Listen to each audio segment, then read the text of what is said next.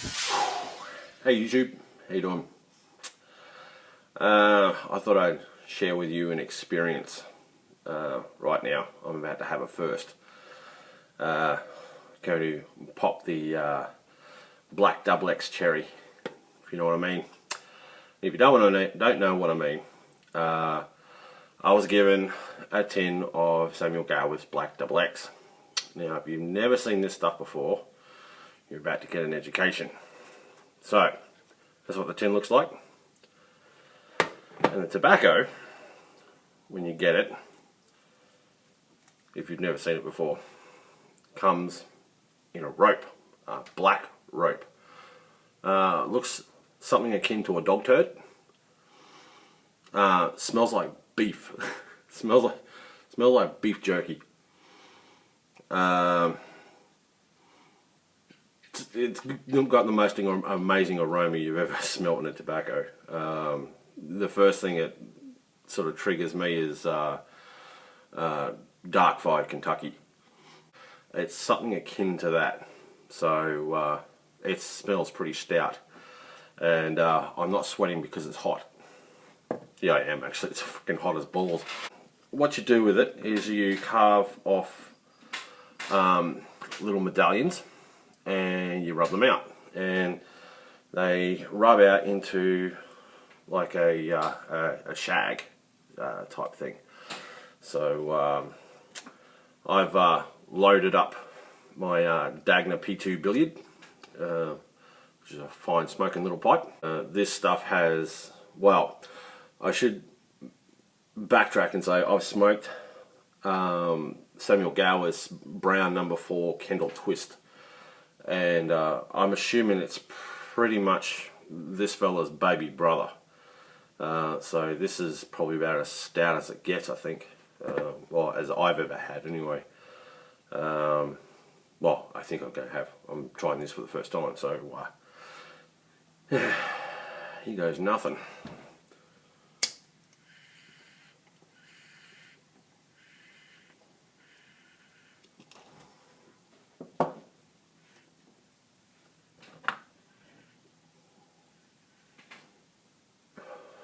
Well, off the char and light,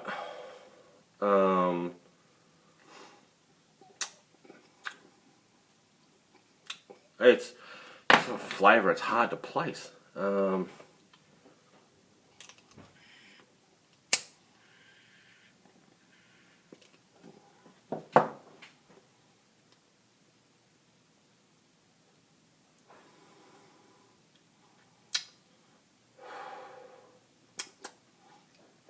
Zesty.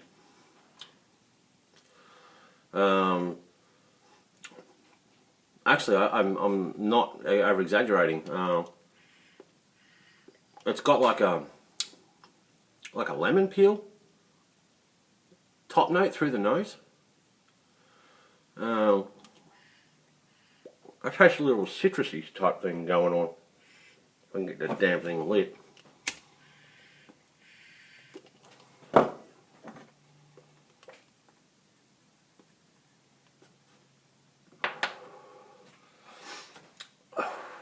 Yeah, it's pretty strong. You can feel the intenseness in the back of your sinuses when you retrohale.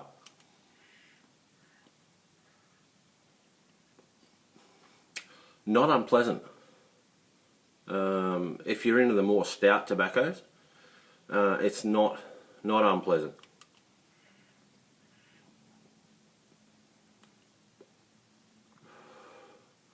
Tell you what, I'm going to come back to you when I'm about halfway through, and we'll see if we've turned green yet. So stick around. Still here and haven't thrown up. Wow, this stuff is potent, to say the least. Wow,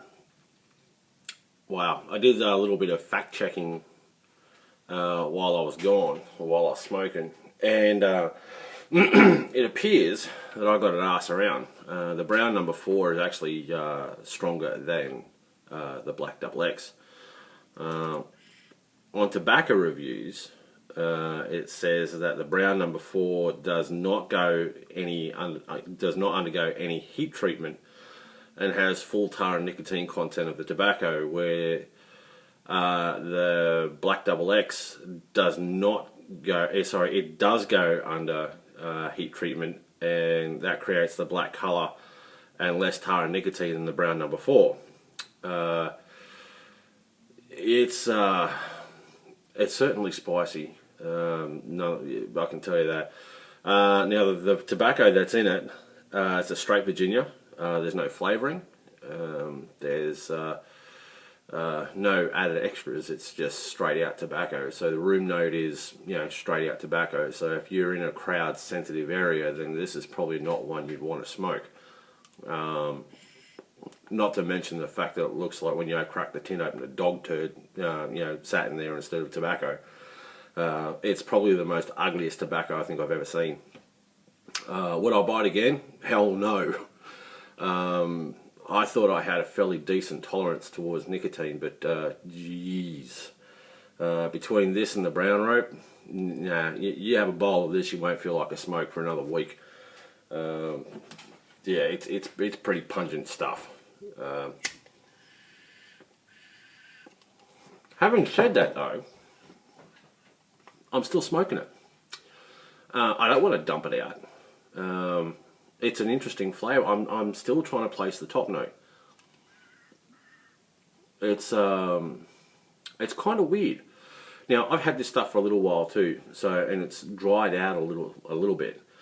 When you first get this, it's this oily black lump in the tin, and I don't think you'd be able to smoke it straight out of the tin, or if you did, you'd probably end up with a great big steaming mess of goop in the bottom of your pipe. So I probably wouldn't recommend it. What else? Yeah, it burns nice. I've got a nice white ash going. So yeah. One thing I am noticing though, getting a bit of a dry mouth. So it's probably good if you keep your favourite beverage handy.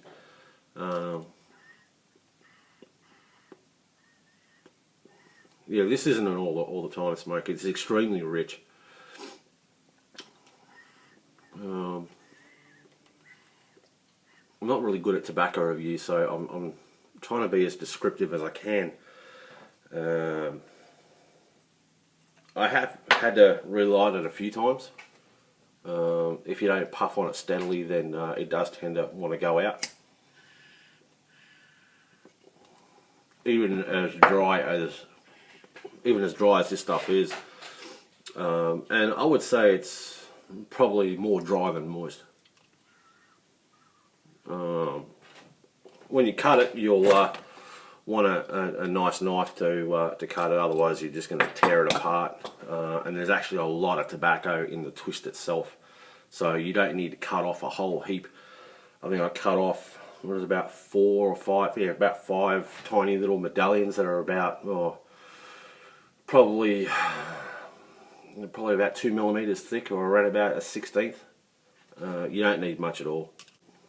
But you know what? Give it a go. You might be surprised. Like I said, not one I'm going to probably buy again. I've done it now. I've experienced it, and I'll probably pass it on to some unsuspecting schmuck. I was going to send it down to Kev down in New South Wales. Was it Aussie Piper 1960? But he's fairly new, and I really don't want to inflict him with this shit. So yeah. Anyway, what else is going on? Not a lot. It's okay. Yeah, it's time to wrap this shit up. Just we found out soon that I will be moving again, so I get to, I'll lose my lovely workshop, which is gonna suck. Oh, through the magic of editing, I realised that I ran out of room last night on my iPad, so I've deleted a couple of things and whatever. Yeah, as I was saying, I'll lose my workshop, so that kind of sucks. But it's just the way it goes. To wrap it up, this sucks.